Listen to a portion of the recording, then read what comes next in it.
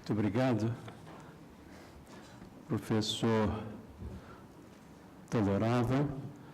Eu vou abrir agora o espaço para debates. Apenas gostaria de fazer 2 ou 3 observações que faço numa condição de absoluto outsider nesses temas.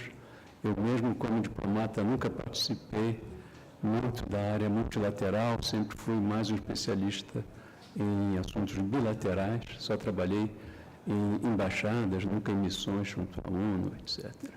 Mas, das leituras que eu tenho feito ultimamente, de observações recentes sobre estes temas, uma incongruência me chama muito a atenção. Eu vejo esses debates extraordinários sobre mudanças da economia mundial, da economia verde, e também as críticas ao sistema de distribuição de renda, das assimetrias, mas não se fala muito numa vinculação entre as dificuldades demográficas e estas questões ambientais. Eu não sei se na época do Clinton ele diria "It is the people stupid", porque desde 92 a população mundial aumentou de 1 bilhão de pessoas.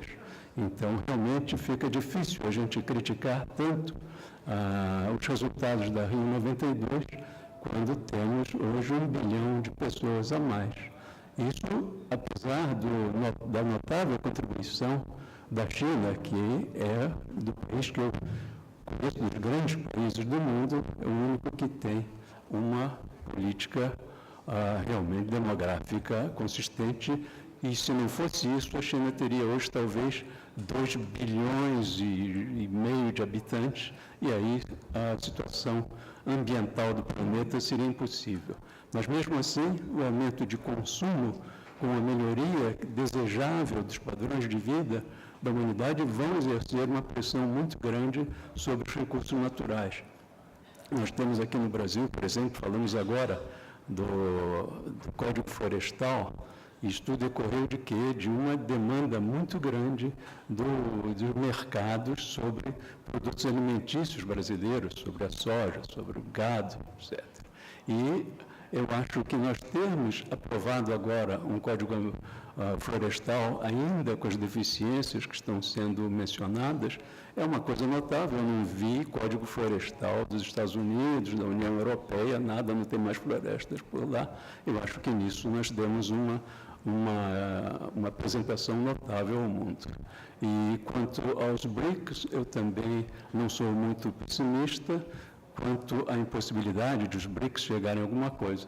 De fato, as divergências entre eles são grandes, divergências históricas profundas, as rivalidades entre a Índia e a China, e a antiga União Soviética e a China, quer dizer, tudo isso é notável.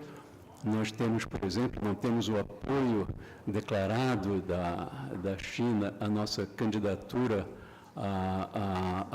ao Conselho das Nações Unidas, e, enfim, isso mostra que é uma organização que vai tender a uma cooperação maior, mas ainda não é tão ativa assim. Mas, em todo caso, do ponto de vista ambiental, eu acho que os BRICS, por termos ainda um nível de economia menos intenso do que outros países, estarão talvez mais abertos do que os países de indústrias e serviços e sistemas financeiros muito poderosos. E nisso eu tenho algum otimismo quanto à nossa capacidade de influenciar essas decisões. Olha, muito obrigado. Eu agora queria abrir a sessão para perguntas que vocês façam a esses extraordinários conferencistas que nós tivemos. Obrigado.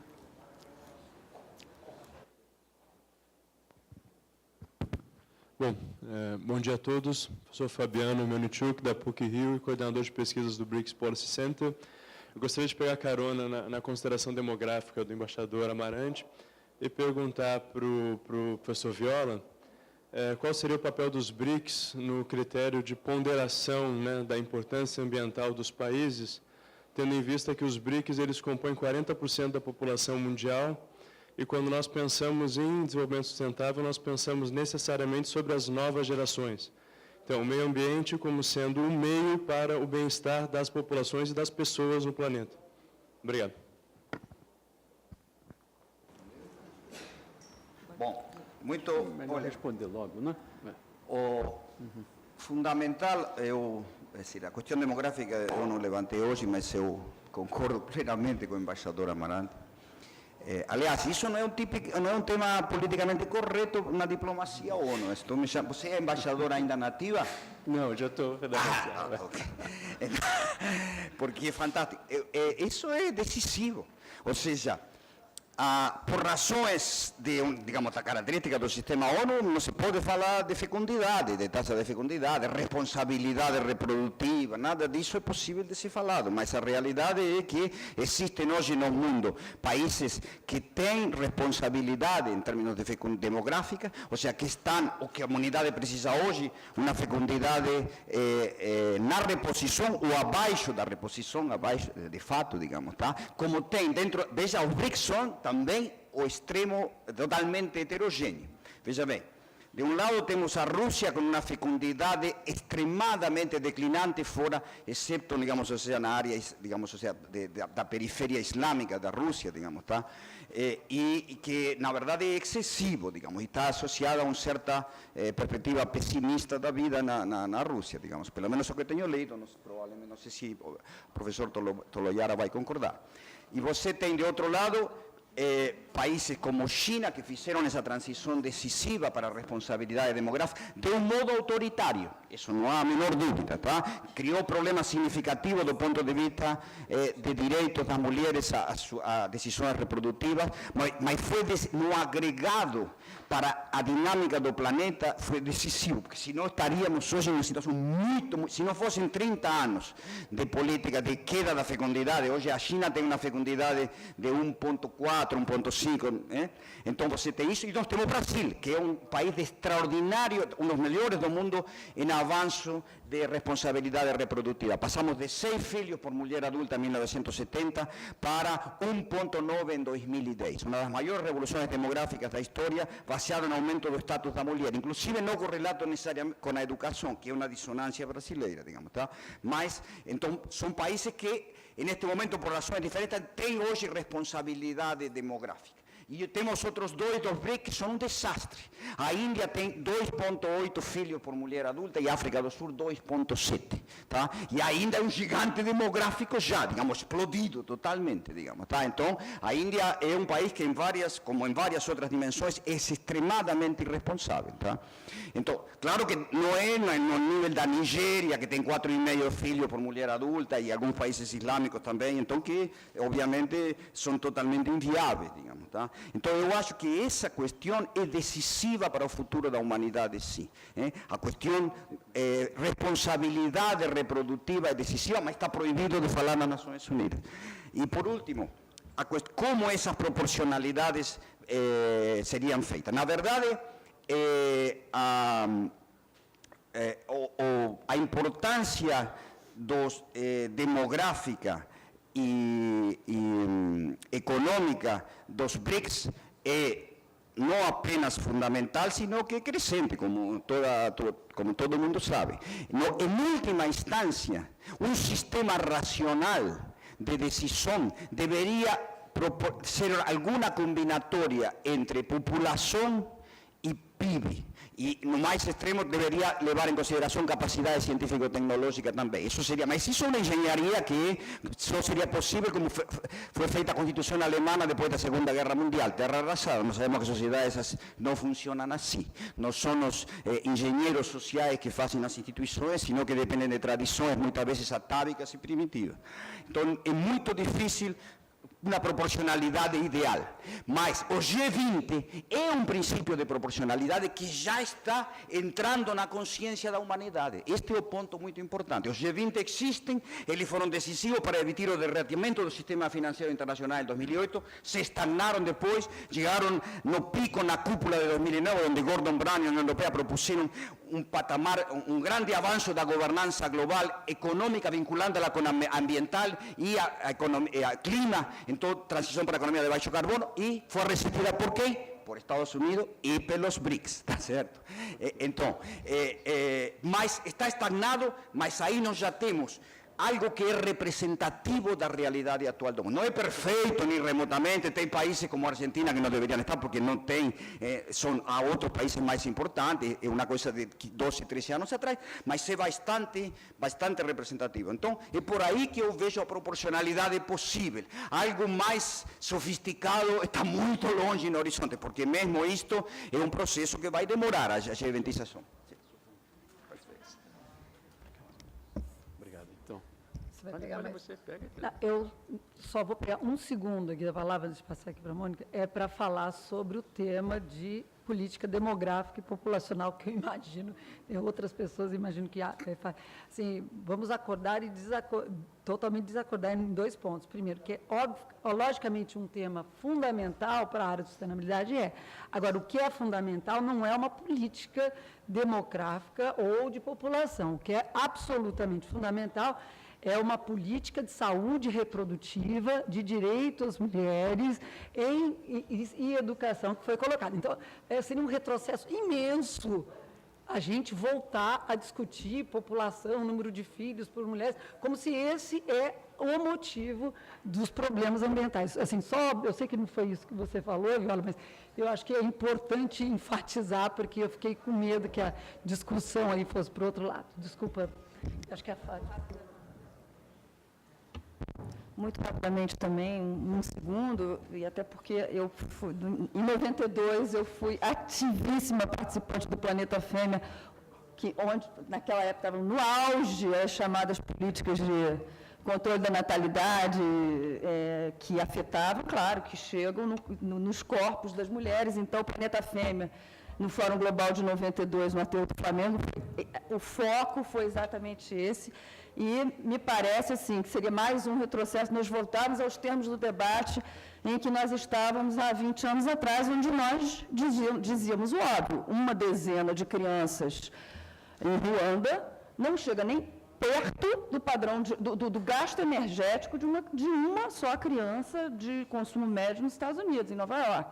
Então, a questão não é o número de pessoas, mas o gasto, o padrão de consumo, que claro que você não pode tirar uma média no mundo. Agora, é claro que isso é uma coisa, você dizer que você tem que olhar para os padrões de consumo. A outra é dizer que, claro, como o professor dizia, se todos os chineses, indianos, etc., se a classe média emergente dos países membros dos BRICS tiver os mesmos padrões de consumo que os norte-americanos têm, obviamente que o planeta não vai aguentar. Então, nós temos uma discussão pendente sobre padrão de consumo, produção, distribuição e consumo.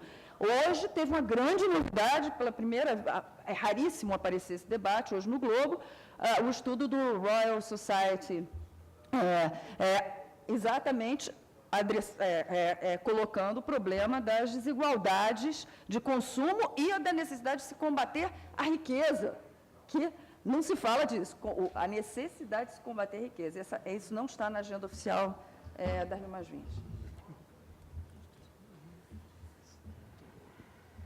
Eu queria fazer 2 perguntas, na verdade uma pergunta e uma discordância. A primeira, que é um tema que vocês 4 abordaram, que é a questão do insulamento do debate ambiental. E claro que esse é um tema recorrente, mas eu gostaria de pedir, em particular, à Ana e à Fátima, que expandissem o que elas disseram, né, colocassem alguma coisa em termos de como essa preocupação com o insulamento ela deve se refletir no desenho institucional proposto, né, em que medida nós podemos avançar em termos do desenho institucional para que possamos dar conta desse problema do insulamento. Quer dizer, falar dos 3 tripés não foi suficiente, obviamente, para lidar com o problema do insulamento, não só em relação às questões econômicas, financeiras e comerciais, mas também em relação às questões de direitos humanos, né? Quer dizer, essas questões, e vocês mencionaram, acho que tanto a Ana quanto a Fátima, a questão do tratamento dos direitos enquanto um paradigma, né? Eu acho que coloca um pouco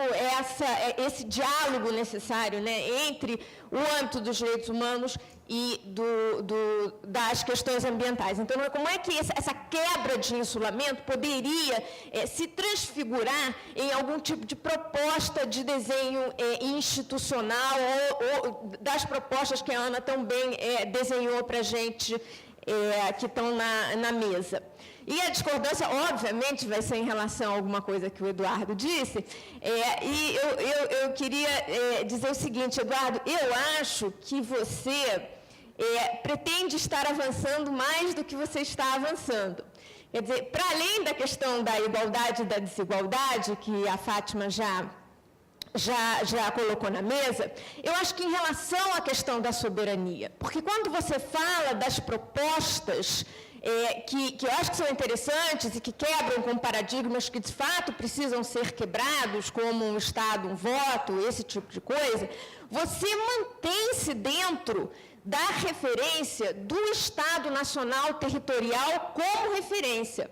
E você faz uma proposta nova de desenho, você e diversos, obviamente, fazem uma proposta nova de desenho institucional, né, que redesenham a hierarquia entre Estados, né, e continuam pensando em termos do Estado-nação como unidade fundamental. Tá, tudo bem, a gente faz um fórum para as ONGs, a gente incorpora aqui a ideia de que determinados países têm mais ou menos cidadãos, ou mais ou menos economia ativa, mas, em última instância, mantém-se como unidade básica o Estado Nacional Territorial. E eu não vejo como, né, e pensando aí como você falou, em um espectro temporal bastante amplo, evidentemente, você consegue avançar em relação a essas necessidades coletivas, né, ao problema da ação coletiva que vocês colocaram em última instância, mantendo essa referência como básica em última instância.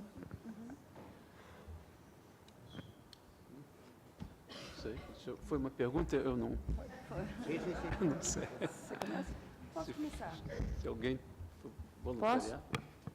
Sim, claro. Então, eu acho que as duas questões que a Mônica colocou são absolutamente centrais. Vou me referir ao problema do insulamento do debate ambiental, mas queria também me referir ao tema da soberania, que foi colocado fortemente, tanto pela Ana quanto pelo Eduardo.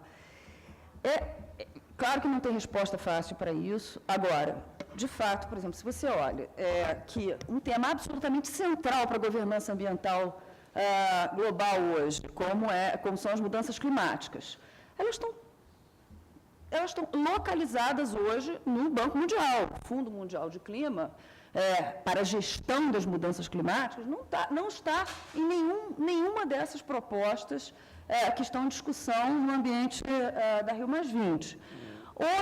Outras questões, por exemplo, no âmbito da Organização Mundial do Comércio, as negociações sobre serviços, no âmbito do GATS, ali é o centro de discussão sobre a gestão da água e de outros chamados serviços ambientais no mundo. Como é que você relaciona isso com o desenho institucional em discussão apresentado pela Ana? Então, tem inúmeros exemplos sobre o insulamento do que a gente está entendendo por governança ambiental em debate na conferência agora, e as outras inúmeras dimensões que estão espalhadas em outras instituições do sistema internacional. Agora, eu queria me referir à questão da soberania relacionada a isso, porque, assim, o problema, a meu ver, do enfraquecimento da governança ambiental não se dá por conta da soberania.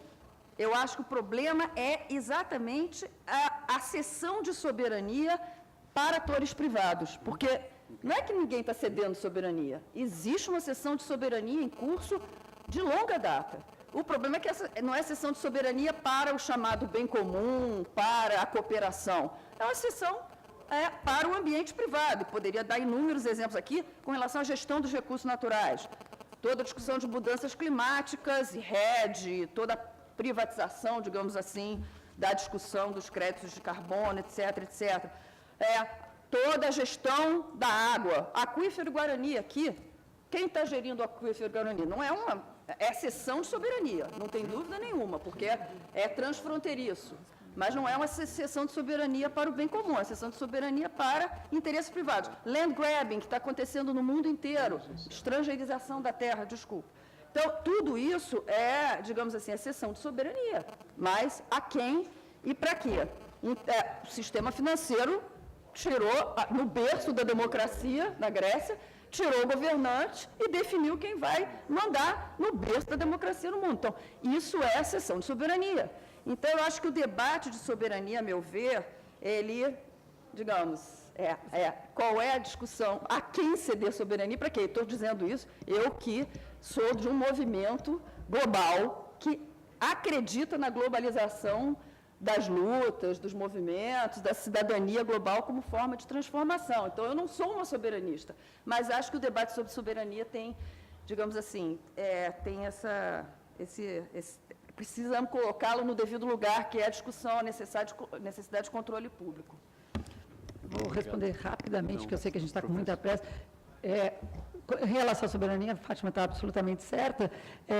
Como a gente falou, e infelizmente, quando se fala nos interesses brasileiros, nos interesses da Rússia, de quem são esses interesses, né?